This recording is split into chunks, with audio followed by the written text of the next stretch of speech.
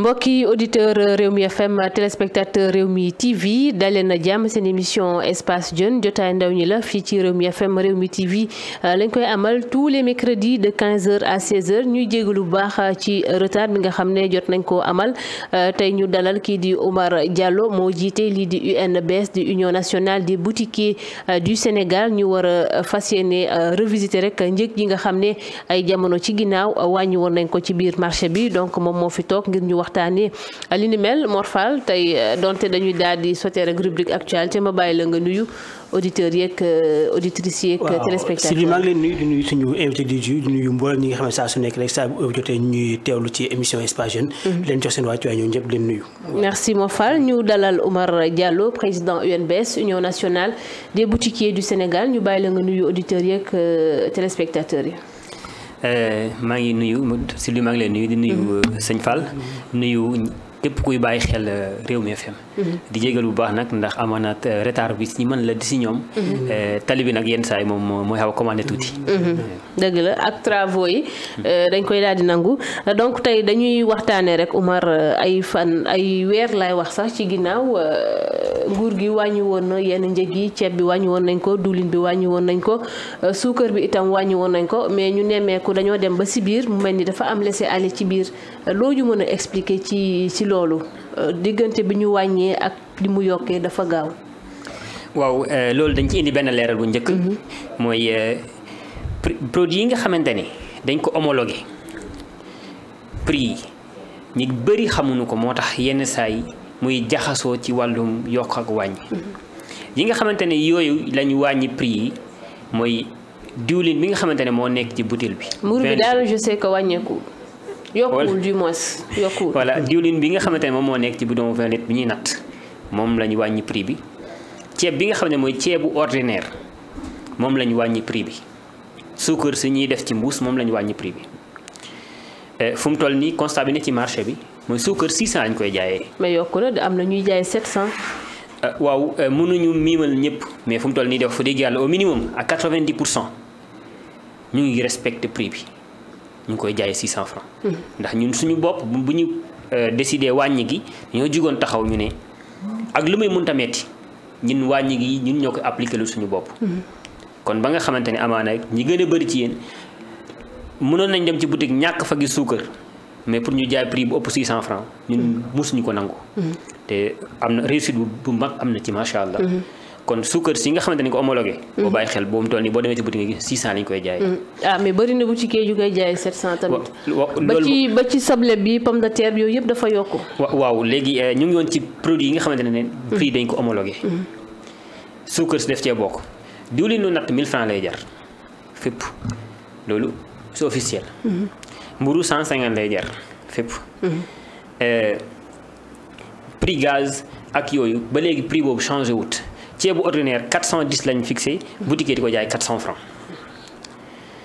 bu ñu jógee nag ci produit yooyu nga xamante ne état dafa jëloon décision pour wàññi ko boutique yi appliqué ko di leen ci sant donte metti woon na lool ci ñoom ci tàmbali gi produit yi nga xamante ne nag état homologué wu ko sànq da nga tudd lu mel ni soble ak pomme de terre soble ak pomme de terre une semaine avant Magal Touba saaku soble mu doon jar 8500 9000 côté yooyu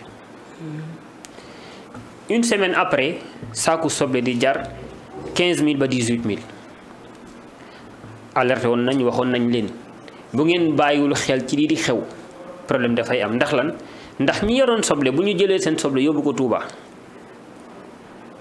màggal gi absorbé li amoon te bàyyiwu leen xel stock yi war a am fii nii après màggal problème dafay am te ci diggante si lañ tëj importation bi fekk production locale bi disponible ñi am soble spéculé prix bi kawe moo tax kilo soble dem ba jar fii 900 njuumte la ci waa direction du commerce ndax bu ñu bàyyi woon xel. si naka njuumte la wala stratégie la pour yokk. damaa jàpp ne tey ñu war a réguler mooy direction du commerce. ñooñu amuñu waruñu def benn manœuvre benn stratégie pour mbir mi yokk ndax lan ndax ñoom askan wi lañ fi nekkal mun nañ jiñ benn commerçant ne kii dafa fetteerlu waaye ñoom amuñu beneen intérêt lu dul rek produit bi disponible te ñun ñëpp nag xam nañ ne faw ñu comprendre ne marché bi pour ñu réguler ko faw disponibilité am. produit. waaw gisoo même pomme de terre bi kii soble bi booba ki nekk fii bon di ngeen ma permettre ma tudd tur yi mooy Sénégindia. soble bu ñu génnee woon soble bi nekkul soble de qualité dafa nooy. commerçant yi bañ ko jënd. mooy soble bu weex bi bu ji am soble bi daanaka am ndox weex bi muy yàqu bu baax commerçant yi ragal koo jënd parce que bu ñu dugalee sax da ngay perte. soble importé bi di amatul forcément as tuut bi fi nekk prix bi dafay changé pomme de terre bi la même chose kon bu ñu gisee yokkute am ci soble ak pomme de terre loola ko waral timing bu baaxul lañ def en fait ñi nekk sur le terrain.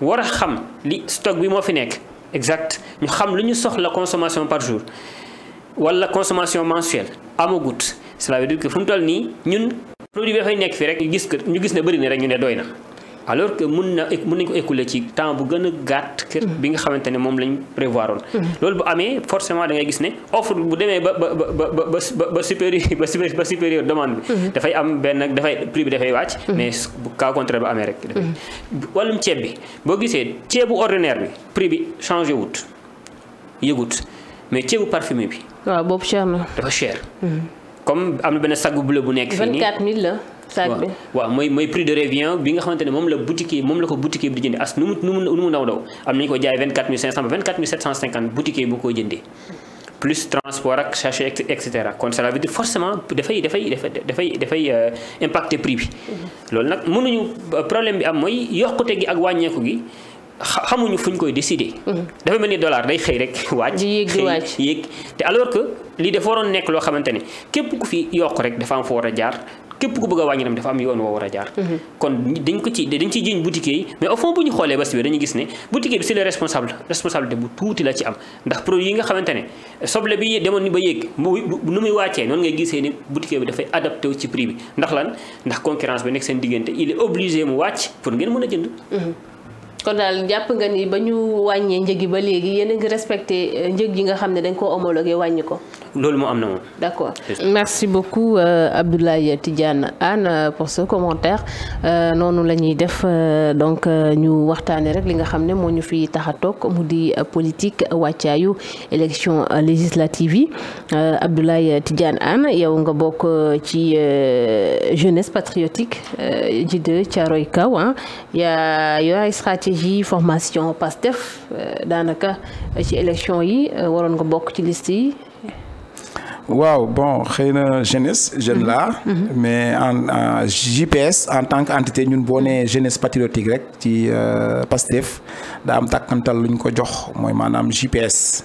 bu fekkente ni ci kuréel boobu jeune la certes mais. te PASTEF parti la bu jox jeunes yi gisuma fa sama liggéey bu baax moo tax man boo may boole peut-être ci mon cap lañ may yóbbu.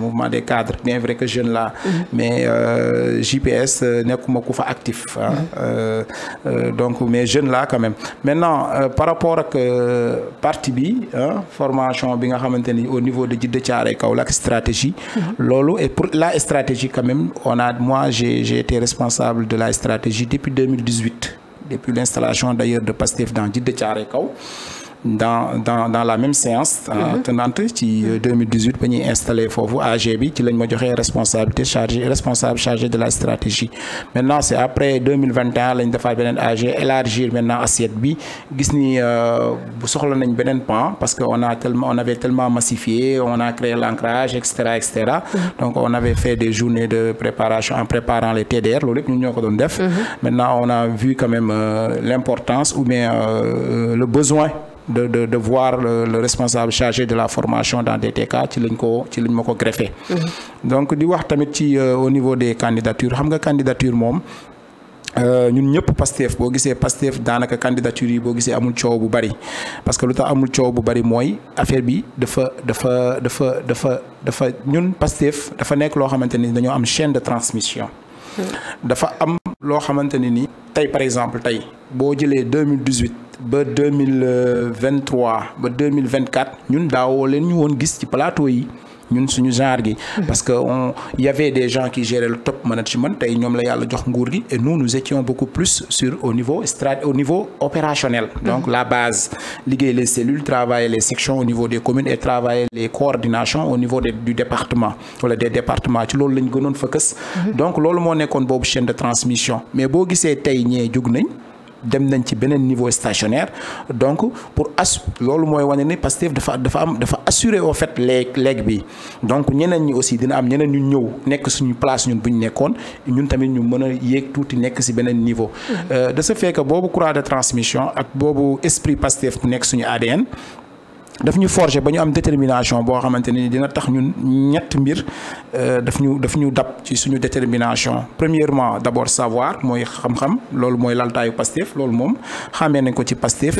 deuxièmement mooy la résilience ñëpp gis nañ ni Pastef lépp luñ ko teg résilier wu na ci loolu vraiment ba tey lu mu jot et troisième concept mooy l'adaptation c'est-à-dire lépp lu Pastef jël wala fépp fu mu toll day adapté wu ci situation boobu mu toll ba tax na bañ yeggee ci législative yi Pastef wàccee communiqué au niveau de la base ne leen nañ nit ñi déposer seeni candidature au niveau des coordinations départementales bañ sasee loolu ñu ne coordination bi moom it départementale na samp commission boo xamante ni mooy réceptionner les candidatures bu ko réceptionné ñu jéem a xool nu ñuy trouver consensus seen biir pour am ñoo xamante ni ñoom la ñuy proposer au niveau national et commencer limpide et démocrate parce que ñoom xam nañu c'est la base qui se connaissent beaucoup plus mieux maintenant affaire nit la affaire bëgg-bëgg la bon parce que c'est une gestion de la société il peut avoir parfois consensus bañ a am les consensus bu amul ñoom it ñu ubbi beneen buntu si toute une fois que consensus amul remonter leen dossier au niveau de la commission nationale. Bon, donc kon consensus bu amul yéen d'accord ngeen ni consensus amul kon donc l'affaire maintenant sort de vos compétences dem ci au niveau national à l'instant où ngeen nangu te ni ñun mënuñu déggoo suñu biir nañ ko yóbbu niveau national kon donc a priori yow nangu nga bépp acte wala bépp ndogal bu jóge ci kaw yow da nga war a futteeku dugg xeex donc moo tax ñun lépp lu jóge ci kaw dañ koy accepter avec vraiment philosophie accepter ko en épousant l'idéologie du parti et en épousant aussi la logique et la démarche démocratique du parti donc loolu moo tax ñun loolu amuñu ci benn jafe-jafe donc Djiddah Thiaroye Kaw alhamdulillahi rabbil alamin ci biir 12 communes yu nekk ci biir département de Pikine mu nekk deuxième commune bu gën a rëy en termes d'électorat nekk troisième commune bu gën a rëy en termes de population donc Djiddah Thiaroye Kaw en a bénéficié un candidat en l'occurrence Matar Sylla donc di wax ni on sera tous derrière vraiment mobilisés pour gagner pour le nom de Pastef dans le département de Pikine y compris la commune de Djiddah Thiaroye Kaw et on fera le maximum possible comme d'ailleurs dans les élections législatives précédentes en 2022 avec la coalition Yewwi Wallu. kon daal mën nañ ne loolu moo tax sa candidature jàllul. c'est-à-dire le fait que ñu def ko au niveau national non sama candidature mënu ma wax jàllul xam nga lu tax mënu ma wax jàllul parce que y a un frère qui a été choisi dans la commune de Djiddah c'est-à-dire même si Djiddah Thiaroye Kaw n'était pas choisi moi je ne dirais pas que sama candidature jàllul comme si di ko jël comme échec wala déedéet parce que boo jàllul non nekkul échec. mais di yow di nga am bëgg-bëgg nekk ci liste yi. waaw xam nga bëgg-bëgg. sauf que ñu mënuñu investir ñëpp. voilà merci beaucoup. waxal nga ma li ma bëgg a wax. waaw waxal nga ma li ma bëgg a wax. mais est-ce que loolu war dëgg nga bàyyi est-ce que nekkul aussi tu fais pas le poids par rapport ak ki nga xamante ne moom moo présenté wu aussi fa nga xamante ne moo Djiddah Thiaroye Kaw. waaw loolu mën na nekk. non yow la ñu laaj kay. waaw non dama ne loolu mën na nekk maanaam ki nga xamante ni jiital nañ ko mën na peser plus sans dépenser li nga tuddee poids. mën na peser plus que moi. et loolu aussi bu amee sant yàlla à l'instant où le parti au niveau national. c'est faire la part des choses entre ceux qui font le poids et ceux qui ne font pas le poids. Cette mérite-là aussi revient au parti. D'accord léegi yéen dem ngeen ci élection yi vous avez fait cavalier seul mais am na ñoo xam ne dañoo décider bootu ci yéen. waaw xam nga bon loolu peut-être dañuy foog ñu waxtaan tuuti jéem a xool nu ñu lever boobu amalgame. xam nga Pastef ñëpp expliqué nañ boo demee ci plateau yi les gens expliquent. Il y a tonton Aïb qui explique, il y a aussi Ousseynou Ly Citizen qui a expliqué ça lors de son passage au niveau de Faram Facce, etc. Mais en tout cas la répétition elle est pédagogique. Xam nga Pastef dañu nekkoon coalition président Diomaye de coalition Diomaye 2024. léegi maintenant bañ demee ba élection bi am ñëpp gis nañ que ni le président Bassirou Diomaye Diakhar Faye avait reçu les membres la conférence du leader c'est-à-dire les membres leaders de la coalition King Fahd Palace. ba mu leen recevoir mu ne leen moom ci gis-gisam gisatul la pertinence coalition bi restée coalition Diomaye étant donné que l'objectif pour voir la cohérence et la démarche logique du président Bassirou Diomaye Diakhar Faye mu ne gisatul pertinence suñu bàyyi fa turam étant donné que l'objectif principal a été atteint. Donc ci loolu même démarche boobu boo gisee logique boobu lañ topp donc ba pare amaat leneen lu ñëw ajouté wu ci beneen contingence beneen facteur ñëw greffé wu ci mooy le fait que ñu dem ci des élections anticipées donc pour dire que tous les délais ont été raccourcis. Donc logique pour logique on ne peut pas être là à revivre les mêmes situations en termes de constitution de la coalition, en termes de consultation des gens, en termes d'extra. On a dit que certes, on peut aller en coalition, mais seulement cette fois-ci, on va aller sous la bannière de Pastef. Donc, ce n'est pas le parti Pastef. On est allé en coalition, mais sous la bannière du parti Pastef. Donc, loolu tamit, en tout cas, une fois de plus, beneen spécificité la wala boog beneen mbir la buy ñëw di yokk dolli ci wan ni xarañteefu ñi nekk biir Pastef di xalaat parce que ay innovation da ngeen ko fi gis te du jeex léegi. oui nekkul lu ñu tàmm di gis en fait. nekkul lu ñu tàmm di gis ndax gis nañu ancien président ba muy dem législative coalition Benno la dem. waaw ça c'est vraiment et heureusement d'ailleurs c'est est-ce que c'est pas risqué ça? Non, c'est la marque de Pastef. Non, parce qu'il dit Pastef dit risque. Non, Pastef c'est toujours des risques hein. Pastef musugul def dara loo xam ni c'est pas risqué. D'ailleurs le président Ousmane Sonko à l'époque disait cela que ici na ngeen xam ni perte liggéey wala tëj kaso moo doon ñaari mbir yu gën a ndaw lu ñu nar a am ci li ñu nar a taxawal kon donc risque bi déjà c'est ce qui a été même la base de Pastef depuis le début c'est ñu fekkee en tout cas début yi xam nañ même ñu fekkeewul début ñu toog di seetaan xam nañ ni Pastef c'est risque maintenant li nga wax nii c'est la belle marque de Pastef en tout cas innover l'espace politique tey avant Pastef di ñëw les gens lorsqu'ils tenaient des discours politiques ils s'attardaient beaucoup plus sur la personne etc. Pastef est venu pour dire non. On va maintenant se pencher sur les affaires qui concernent le développement du pays, en parlant de l'économie, en parlant des finances publiques, en parlant d'une manière générale des politiques de développement social. Maintenant, loolu am na ñu weesu foofu mais suñu intercoalition Yewwi Wallu mais loolu ñun ñoo ko fi créé. ba tey ji am na ñuy topp ci ginnaaw loolu di def ki ñun léegi nag ñun dañoo créé loolu 2022 am ñu ñëw ba 2024 ne dañuy def loolu ñun bàyyi nañ leen fa ñun jàll nañ donc Pastef ni ngeen nañ xam ni ça sera toujours comme ça. On amène une chose on l'expérimente on l'implémente ñu ñëw ko opérationnaliser ko ñu ko opérationnaliser ñu jàll ko jël def ci synthèse jël ci liñ ciy jël. def ci recoupement xool nu ñu koy améliorer pour dem ci beneen base beneen bu gën a nouvelle encore donc c'est Pastef ça c'est la marque de Pastef vraiment.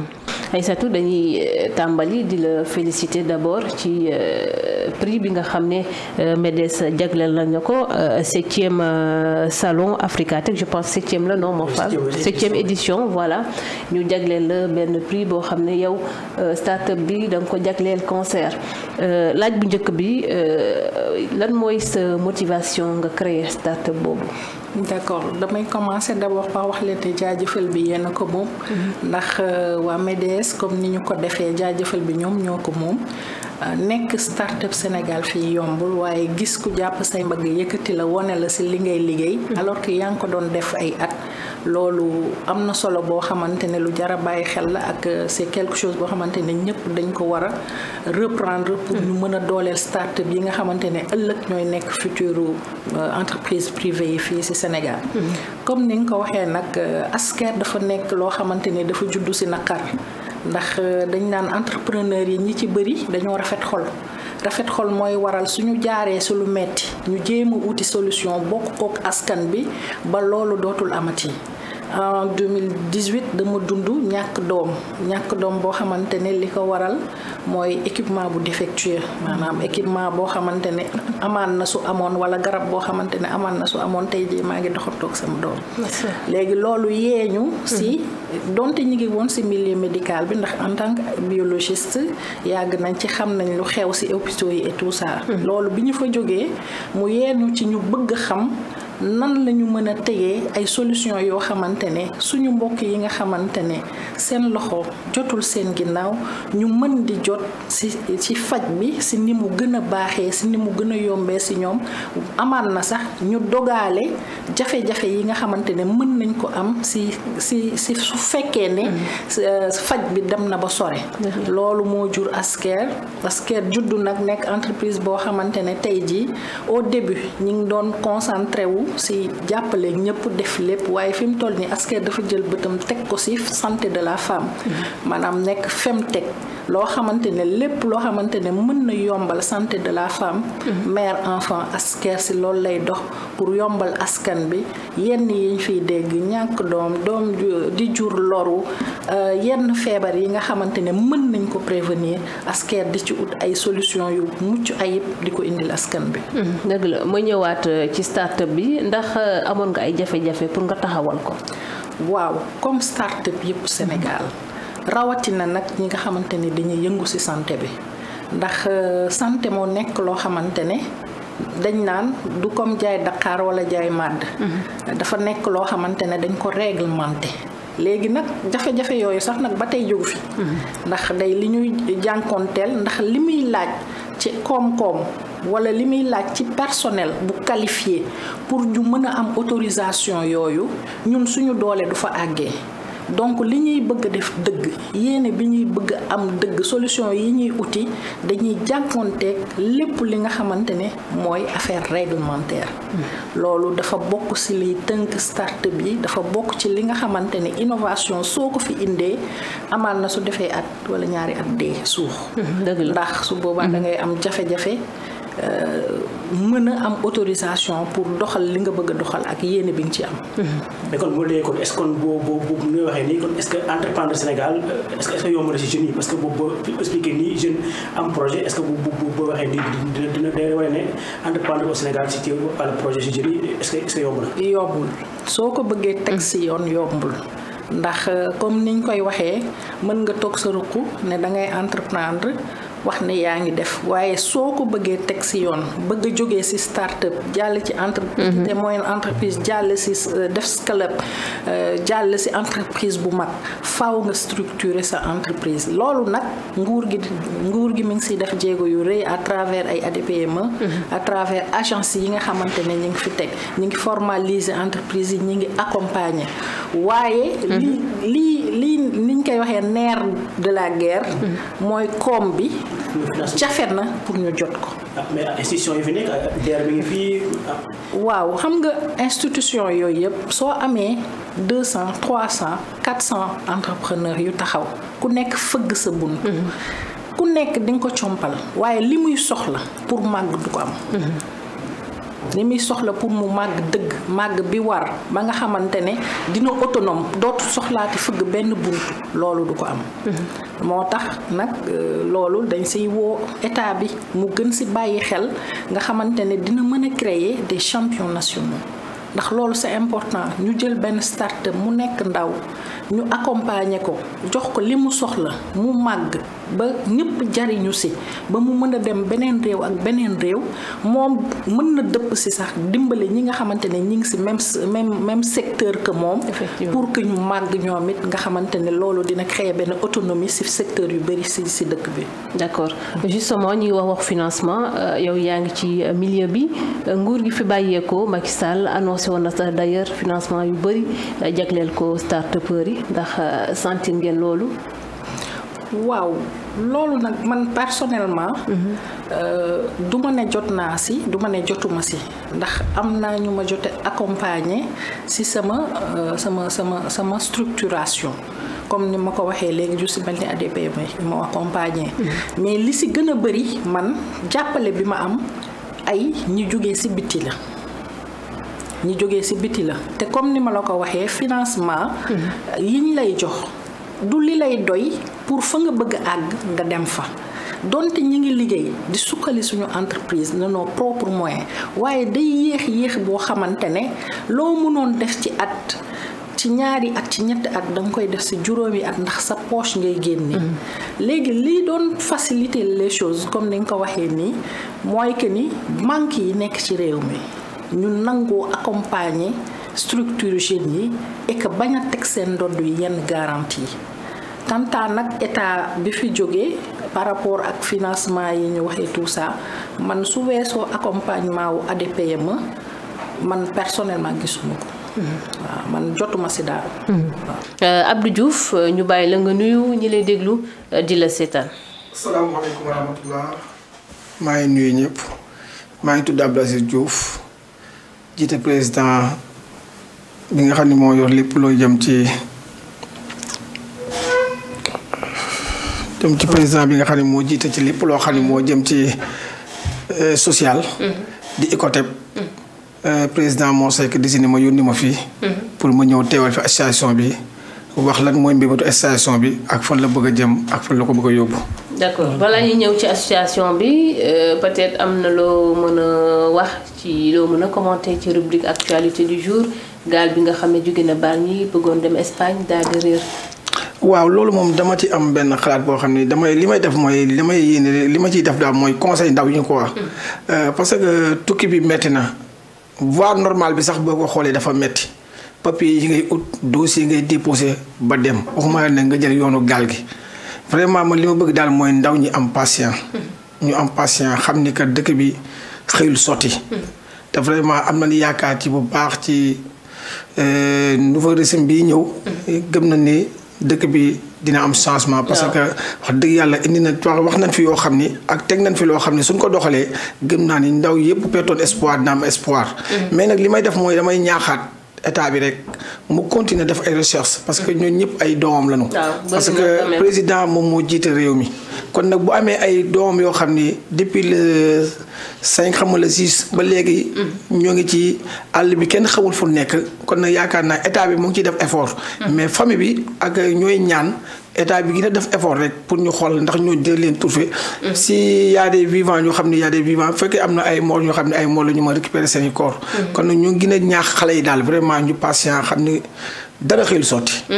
dëgg la nañu ànd ak tuuti patience comme ni nga ko waxee mais gaal ba mu réer rek léegi yàgg na def na 7 mois donc gisuñu leen di ñaan rek ñu gis leen ak ci anam bu mu mën a doon merci beaucoup Abdou Diouf ci fàttali yaa jiite commission sociale UCOTEPS ñu gën ko xam ci Union des commerçants en équipement technologie bureautique du Sénégal muy lépp li nga xam ne moo jëm ci jumtukaay ñu soxla ci ay bureau ak i technologie yéen a yor kuréel boobu foofu la ñuy tàmbalee nga présenté ñu kuréel bi.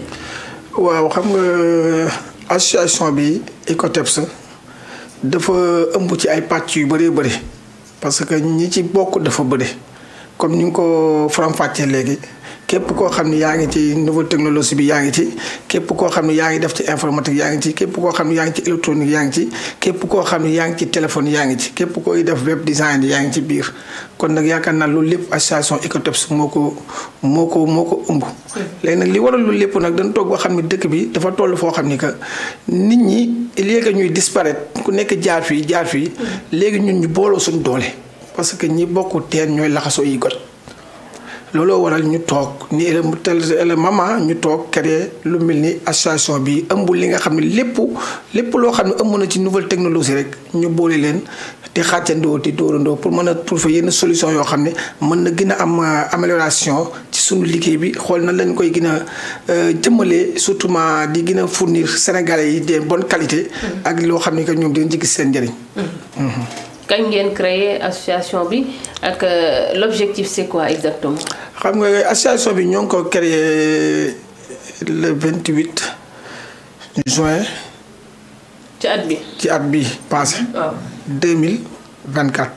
mais liñ ci toog waxtaane ko avant ñu koy créer bay jot suuf boobu lañ jot récépissé mais li nga xam ne moo ko jiitu mooy waxtaan bi di xalaat nan la ñuy def ba jëmmal lii loolu moom yàgg na parce que maanaam mën nga créer lu yàgg soo ko jot sa récépissé. am ngeen kayit. waaw am nañ kayit suuf boobu lañ jot suñu récépissé suuf boobu lañ def suñu AC. kon nag maanaam mais lu jiitu loolu doon nañ ci waxtaan di xool nan lañ koy tënkee ak nan lañ koy defaree ba mu jëm. looloo waral nag léegi ñu créer ko dafa AC et tout ça léegi nag bëgg a def lancement officiel bi. boo defee nag lancement officiel bi nag mooy permettre nag ñi ko xamul ñëpp xam ko. boobu ñoo ngi koy def le 21 décembre bi incha allah fii chambre de commerce. mais di ci invité ñëpp. mais lan moo waral ngeen taxawal kii dafa am loolu xew-xew bu am moo tax ngeen ci jug ko taxawal parce que seen secteur dafa bëri ay coow ci biir. xam nga aussi da ngeen gisul seen bopp ci association yeneen commerçant. non am na association commerçant yu fi nekk boo xam ne mooy bi gën a rëy yi nga xam ne ñëpp a ko xam muy ACIS. ñun adhéré nañ ci leen bokk. mais ACIS moo jiite commerçant yëpp mais ci biir commerçant yi comme ni ko waa Karo amee waa textile am ko waa ñeneen am ko pourquoi pas ñu waruñu ko am. looloo tax ñun ñu créé parce que li ma wax rek fi ne pàcc bu nekk rek am na ay jafe-jafe. mais suñuy jafe-jafe dafa bëri ay loo xam ne da cee lënt te nit ku nekk la nga bëgg a régler yaa ko mën a régler sa bopp. looloo taxaw ñun ñu créé association pour xool ñun ci liggéey bi nekk ak ci domaine bi nekk.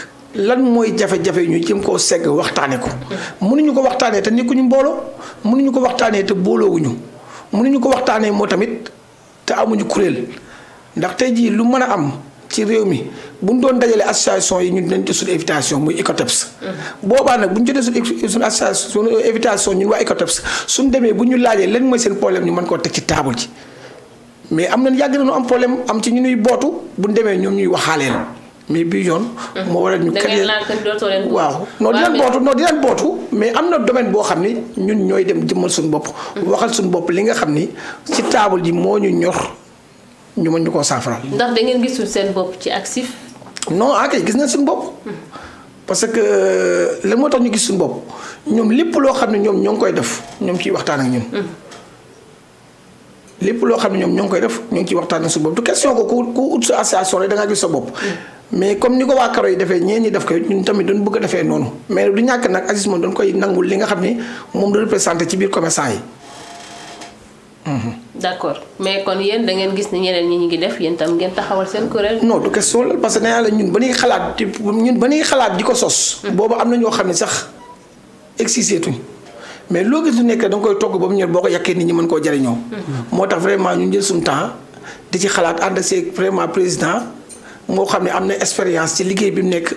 am na ci domaine bu nekk am na ci lu nekk et puis nangu koo partagé ak ay doom ak ay jarbaatam xam nga. ak i rakkam mu gunge ñu may ñu doole ñu war a mën a taxawal lu mel nii.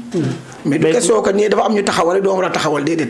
mais seen secteur bëri na jafe-jafe yoo xamante ne am na ci surtout li nga xamante ne li ñu leen di wax naan ñu nekk ci wàllu secteur électronique bi duñu faral di jaay li nga xamante ne mooy produit de qualité ak yu ni mel dañ naa leen ay produits Dubaï ngeen di jaay wala ay produits yoo xamante ne deuxième choix lay nekk loolu nga xamante ne à chaque fois ngeen koy jàkkoonte ak li nga xamante ne ñu ñooy seen ay clients yu ni mel nit jënd produit yi ñëw na la bi nga may jaay baaxul wala boo kii baaxul jafe-jafe yooyu ngeen am si wàllu kii bi lan moo ko waral ndax prix moom mooy waral pensaay nit ki bu ñëwee nga jaay ko li nga xamante ne loolu la ci xaar wala boog dëkk bi moom moo am moo demee noo xamante ne yéen foog ngeen jaay produit yi nga xamante ne moom moo tolloo ak li nga xamante ne mooy Sénégal. xam nga boo gisee li ma la wax rek association bi boo gisee li créé bi li ko ëmb dafa bëri mais xam nga tey jii ki nga xam ne def électronique wala ki nga xam ne def informatique xam nga ordinateur mënoo sëñ nit ki ñëw dee ordinateur nga koy jaay ordinateur boo xam ne nekkul original ordinateur original la.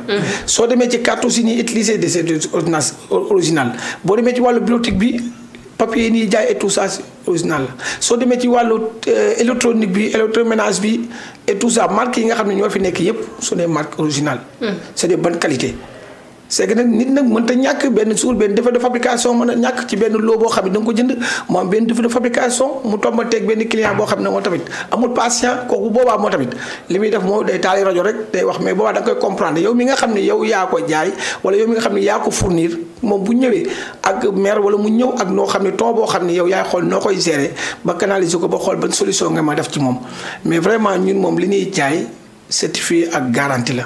te képp ku ñu ko jaay wax dëgg yàlla sunu client yi ñoo ngi ci am satisfaction bu baax. d'accord seeni produits en général fan lay jógee fii lañ koy defaree wala extérieur ngeen koy. non xam nga du produit yëpp lan maa defaree Sénégal. bu dee ci wàllu ñi nga xam ne ñoo yor affaire mobilier de bureau yeeg yooyu y a des matières yoo xam ne fii lañ koy defaree. mais ci wàllu électronique moo tamit am na yoo xam ni que ñoom foog ñu jéggaani ko. loolu mënta ñàkk mais yow miy jéggaani boo demee ban qualité ngay indi waaw. moo tax foog ñu jéggaani yéen yi mais ñi ci xam ñi nga xam ne ñoo ngi voyagé wax dëgg yàlla bu ñu demee ñoo ngi indi ay qualité yu baax moo xam nga dem Chine wala nga dem Dubaï wala nga dem ci Union européenne parce que ñett yi moo fi nekk. noonu la ñuy def ñu dalal Limov Undercover Mamadou Guissé mais turu artiste bi mooy Limov Undercover ñu dalal la fii suñu plateau Espace Jeune du bàyyi la ñi lay déglu di la seetaan nga nuyu leen. salaamaaleykum maa ngi nuyoo di siyaar déjà Sylvie Mor ñu ma bokkal plateau bi di nuyu ñëpp ñu ñuy seetaan ci Rewmi TV ñu ñuy déglu ci Rewmi FM di leen nuyu di leen siyaar bu baax a baax ci ngoon si le nom d'artiste c'est Limov Undercover voilà originaire du sud du pays précisément de Ziguinchor voilà di nuyu sama staff di nuyu samay fans sama membre équipe tout le monde maa leen di siyaar bu baax. merci beaucoup Limov yow artiste nga yéen a ñu gën a nekk au parfum de l'actualité ndax seen i texte bari na li ngeen di wax li nga xam ne pour yéen nit ñi la gis nañ décision bi nga xam ne c'est un projet boo xam ne ministre bu ñu dénk wàllum commerce gën a ko fi indi gannaaw ba mu sukkali usine textile yi tere li di fëgg jaay yow noo ko gisee. Bon, comme vous l'avez précisé, madame, il y avait ce manque d'information net. Madame, le projet là, c'est pas une décision qui est déjà prise. Voilà, Sénégalais, la plupart de nous dégagent information bi, japonais damna, alors que devant nous. Voilà, alors voilà, ça m'a genre yep titre nañu parce que ci feug jaay bi voilà, lañuy sanctionné lañuy def lépp.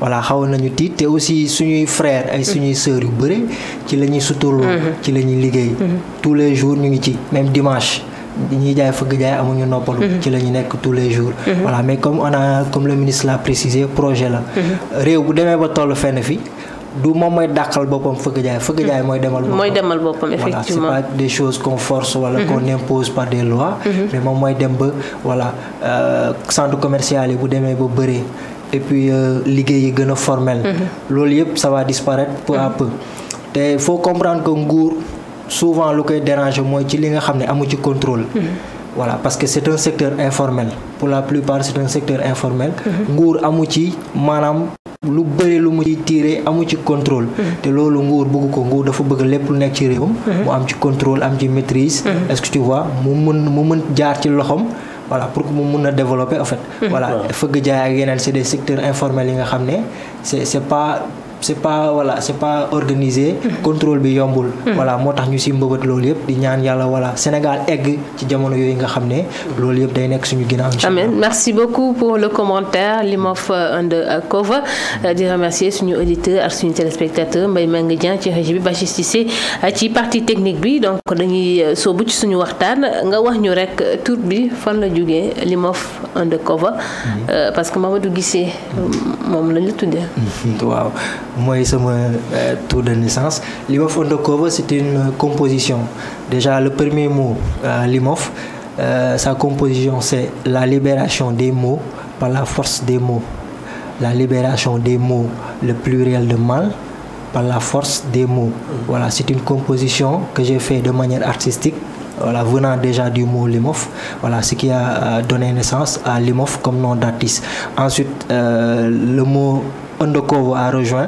voilà Undercover ça vient de mon équipe voilà sama entourage sama équipe bi ma yàgg a wër ils se sont dénommés les Undercover maanaam les travailleurs de l'ombre maanaam ñi nga xam ne ñooy nekk ci suuf ñooy nekk ci ginnaaw di ma accompagner et tout tuddee seen bopp Undercover les travailleurs de l'ombre puis voilà pour sargal leen ci loolu noonu j'ai pris le Undercover et je l'ai rajouté à mon nom voilà c'est dans cette même perspective que voilà ñun suñu structure ñu tuddee ko Undercover Team voilà toujours pour rester dans cette optique un peu underground mais aussi qui montre une preuve de voilà d'équipe qui est là qui travaille depuis longtemps avec moi en fait voilà loolu moo joxe le mot Limov Undercover.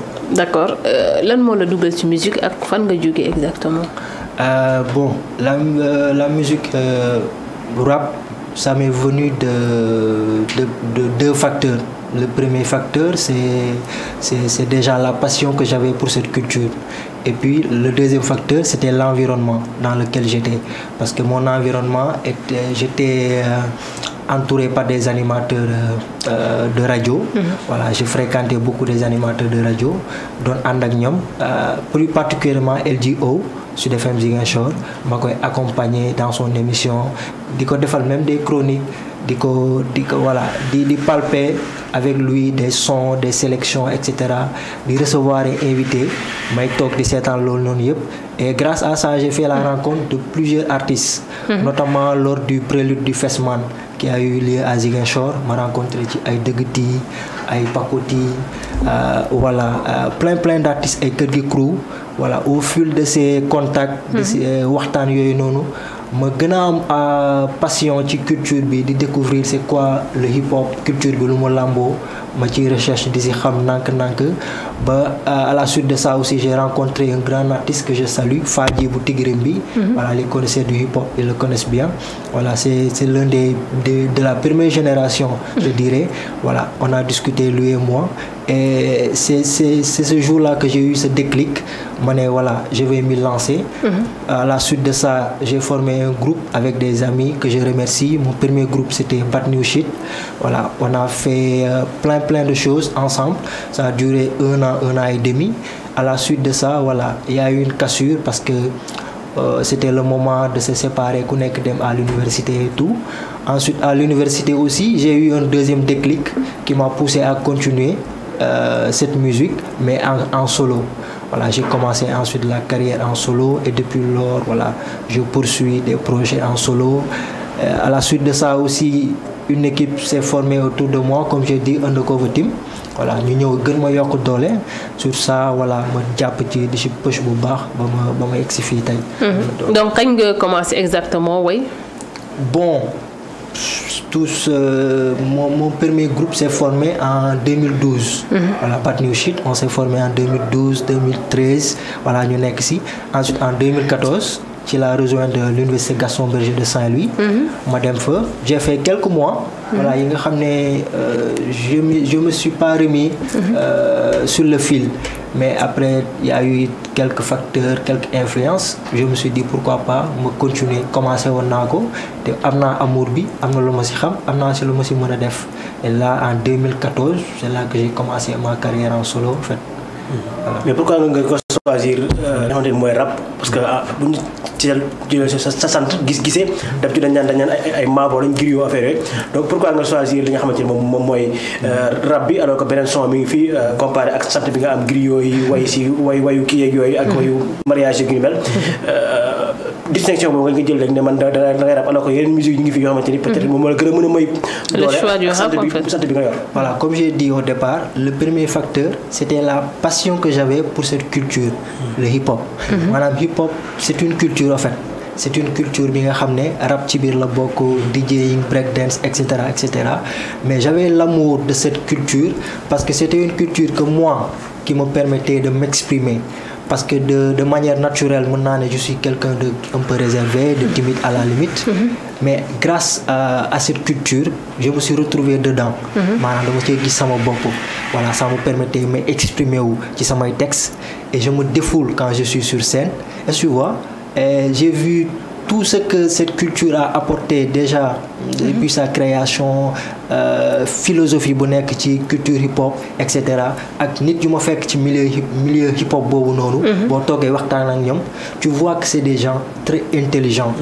C'est des gens réfléchis qui n'ont pas froid aux yeux de dire ce qu'ils pensent, de se donner à fond pour quelque chose. Dans un temps où voilà, c'était pas à ce niveau de respect, c'était pas à ce niveau de etc. mais ils se sont imposés. De boo toogee wax ak ñoom, tu sais que ça c'est des gens réfléchis. Loolu noonu yëpp moo passion boobu noonu, et tu vois, ça m'a donné la détermination d'être dans cette culture. Et je regrette pas parce que su may def hip-hop, moi je reste toujours dans cette philosophie de m'exprimer. Génne li nekk ci man. te je l'exprime plus facilement quand j'écris des textes et quand je suis sur scène je m'exprime plus. Comme ni nga xam ne way daa nekk ci direct ji d'abord, après leen ñëw doole ko ci mu nekk ko exploser. Voilà, c'est ça. Et puis c'est ce qui a donné même le nom LIMOF, la libération des mots par la force des mots. C'est l'influence de cette culture en fait qui m'a poussé même à opter pour ce nom voilà. Merci Limov Undercover Mamadou Guissé la tudd merci à vous également auditeurs et téléspectateurs yu ñu doon suivre Mbaye Manguia ci régie bi Penda Faye pour le maquillage Bachir Cissé ci partie technique bi donc c'était le dernier numéro de cette année 2024 donc on vous donne rendez-vous à l'année 2025 ci ay émissions yu bees tàkk